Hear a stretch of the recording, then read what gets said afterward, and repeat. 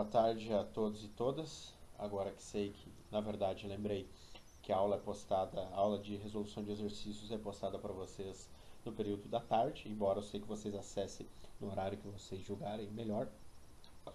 Vamos resolver, vamos lá. Os ideais do carpe diem, aproveitar o momento. Locus amoendos, lugar ameno, lugar tranquilo. E aurea mediocritas, que é cortar o que é inútil, cortar os excessos, são claramente perceptíveis em. Aqui a gente tem 5 alternativas, cada uma com uma obra da literatura brasileira que reflete esses princípios aqui. Lembra que eu falei da importância de vocês saberem o significado desses termos latinos, certo? Vamos ver lá quais obras são. Primaveras, Casimiro de Abreu. Primaveras, Casimiro de Abreu vai ser uma obra que se encontra dentro do romantismo. Então, de certa forma, ela ainda não tem muito esse sentimento do que se tinha lá no arcadismo. Embora o arcadismo ajudou a fundar muito daquilo que viria a ser com os temas, as preocupações, os principais temas do período romântico. Mas não é Primaveras do Casimiro de Abreu. Broquéis é uma obra do Cruz de Souza, um poeta simbolista. Também não vai ser, porque a gente já tem um distanciamento de alguns séculos até um século e pouco até chegar ao período simbolista. Então não vai ser. Crisálidas do Machado também não vai ser. O Machado vai pertencer à entre-safra do período romântico, período realista, mas a obra dele de modo algum não reflete esses ideais latinos muito vigentes no arcadismo. Obviamente, gente, como eu expliquei na aula passada, é Marília de Dirceu. Expliquei para vocês que Marília de Dirceu é a obra que funciona como síntese do arcadismo. Então ela reproduz esses ideais de aproveitar o momento, viver a vida tranquila no ambiente pastoril com a mulher amada. Tanto que a obra é assinada com pseudônimos de pastores por conta desse apego à vida tranquila em outros lugares. Então ele vai ser a síntese do pensamento Árcade, certo? Então, letra D. Suspiros Poéticos e Saudades vai ser uma obra da primeira geração romântica do Gonçalves de Magalhães, que reproduz um pouquinho da idealização da natureza que está presente no arcadismo, mas não reflete de maneira alguma esses termos. Na 2, ele pede assinale as alternativas falsas e as verdadeiras. Bom, gente, o arcadismo tem como um dos traços principais a aspiração clássica. Então, verdadeira. Vamos lembrar lá da retomada da cultura greco-romana, o termo neoclassicismo, certo? 1. A natureza é a base da sabedoria para os árcades. Sim, de certa forma, a gente tem a natureza como a única fonte de inspiração e vida para os poetas árcades, encontrar um lugar tranquilo, fugere urbe, fugir dos grandes centros da cidade, do caotismo. O arcadismo brasileiro se caracteriza pela sua forte religiosidade. Falsa, totalmente, gente. A religiosidade ficou lá no período. Tomás Antônio Gonzaga nos deixou uma poesia marcada pela pobreza de expressão e pela banalidade. Apesar do arcadismo voltar para uma linguagem mais simples e direta, não era pobre nesse sentido e muito menos banal, muito menos inútil. Então, falsa, gente, falsa. Tomás Antônio Gonzaga produziu uma obra de linguagem muito ímpar, muito rica em diversos aspectos que ele buscava retratar o sentimento do homem pastoril. O melhor da produção dos Árcades está no teatro. Não teve um teatro Árcade em si dentro da escola Árcade. A gente vai começar a ter um pouquinho mais de reflexo do teatro lá no romantismo com Bernardo Guimarães, apesar de que teve algumas encenações teatrais, ainda lá no quinhentismo, com a tentativa de catequização dos índios pelo Padre Anchieta, e também ali no período barroco, mas mais falando de temas sociais, como o conflito com os holandeses lá no Nordeste. Então, o período Árcade não vai ter nenhuma produção na área da dramaturgia. Então, na 3 ele vai pedir: considere as afirmativas sobre o barroco e o arcadismo. Não vamos confundir, ele quer que considere as alternativas sobre o barroco e o arcadismo. Então, tudo de alguma forma está certo, mas vamos numerar aqui. Simplificação da língua literária, ordem direta, imitação dos gregos e romanos. Então a gente tem aqui o arcadismo.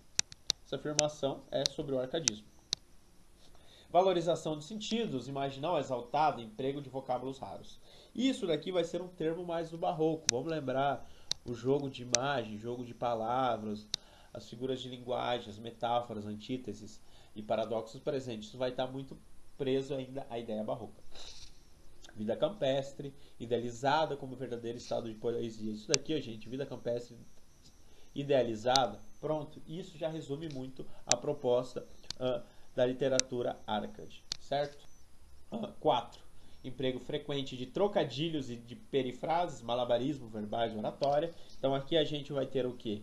Muito do barroco, um pouco dos sermões do padre Antônio Vieira, de toda aquela oratória que ele buscava empregar na tentativa da argumentação para o retorno dos fiéis e para salvar a imagem pública da igreja, e também algumas críticas sociais a figuras ligadas ao clero, certo? E também perifrases, que vão ser figuras de linguagem, que estão chamados também malabarismos verbais, certo?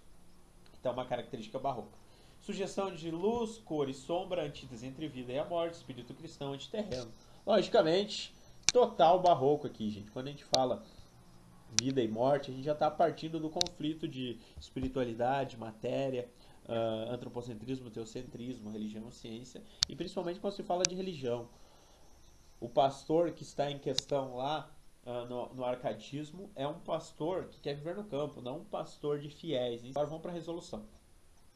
Assinale a opção em que só contém as afirmativas sobre o arcadismo. Então vamos lá, gente. O que a gente assinalou? Na 1, a gente tem simplificação da língua literária, ordem direta, imitação dos antigos gregos e romanos, como arcadismo. Então, a 1 a gente sabe que é. Então, as opções que a gente tem a 1, a gente já consegue eliminar. A gente tem a D e a E. Então, a gente está indo por dedução e lógica aqui. Mas vamos ser um pouquinho mais profundos e significativos e vamos interpretar. Bom, vamos ver se já é a. Quando ele diz que a 1, a 4 e a 5, a gente sabe que as últimas questões que eu acabei de dissertar com vocês não falam sobre o barroco. Elas não falam sobre o arcadismo, elas são puramente barrocas. Então nos sobra, por lógica, a 1 e a 3. Quando a gente fala simplificação da língua literária, ordem direta, imitação dos gregos e romanos, perfeito. E na 3, vida campestre, idealizada, como verdadeiro estado de poesia clareza. Certo? Então letra D. Vou puxar até aqui para ficar mais facinho para vocês. Show. Na 4. Aqui a gente tem um trechinho de uma obra chamada Pequena História da Literatura Brasileira, do Ronald de Carvalho, que era um poeta modernista e um dos estudiosos da literatura, que ele fala: voltaram a baila é dançar, os deuses esquecidos, as ninfas esquivas, as náiades, as oreades e os pastores enamorados, as pastoras insensíveis e os rebanhos numerosos das bucólicas de Teócrito e Virgílio. Gente, quando a gente já está falando de deuses, a gente está falando de ninfas e pastores, a gente já tem uma representação pura do arcadismo aqui. E Virgílio foi um dos poetas que buscou exaltar bastante essas figuras, não mitológicas, mas essas figuras da Grécia Antiga. Então valorizar um pouquinho esse imaginário. Então quando a gente já vê esses termos, gente, pronto, a gente sabe que o termo pastor, ninfas, está muito ligado, e o bucolismo, rebanhos, está extremamente ligado à linguagem e à literatura. Então, não lhe sobra outra questão a não ser que a letra C, arcadismo, reflete o arcadismo puro. Essas escolas aqui, ó, ainda não vimos, então foquem naquilo que a gente viu. Ah, mas eu já vi lá com o professor lá no ensino médio, não sei o que. Ok, mas aqui a gente está recomeçando esse conteúdo de literatura, então a gente só tem que partir daquilo que a gente viu, não daquilo que a gente pressupõe. Não dá para contribuir com machismos aqui, porque de alguma forma a literatura ela se torna um trabalho científico pelo valor histórico que ela agrega, certo? Eu sempre falo que a literatura, existe a literatura brasileira e a literatura do Brasil.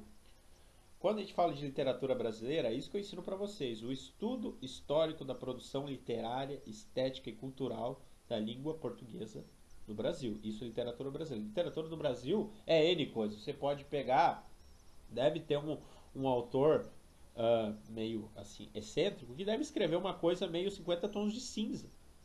no Brasil. É literatura no Brasil, mas a gente não pode colocar isso dentro do estudo cronológico histórico da língua portuguesa, certo?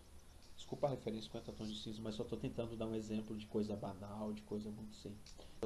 Desculpa se alguém acaba gostando, mas foi o que me veio de exemplo aqui, tá? Mas Harry Potter é muito bom, muito. Gente, na síngula diz: podemos dizer que as principais características do movimento arcádico são a busca do claro, do racional, do verossímil e do desenvolvimento de temas pastoris. Bem possível, não vamos assinalar, vamos ver as outras questões primeiro. O sentimento religioso inspirado na Contra-Reforma. Não, gente, isso daqui é totalmente barroco. Presença do tema da morte, de temas pastoris. D. Apologia dos contrastes, onde cada palavra deveria ser símbolo conotativo.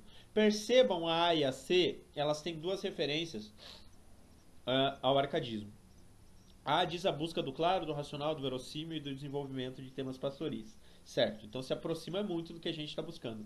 Já a C, ela diz presença do tema da morte e de temas pastoris. A morte não é tão presente. Pelo contrário, a morte ela é deixada de lado no arcadismo justamente pelo prazer de aproveitar a vida terrena. Aproveitar a vida pastoril, a busca pela vida pastoril, é a tentativa de gozar a vida terrena. Então vai ser a letra A. A morte não está evidente em nenhum momento dentro do arcadismo, embora é mencionada, mas ela não é o tema recorrente. Então a letra A justifica mais essa questão.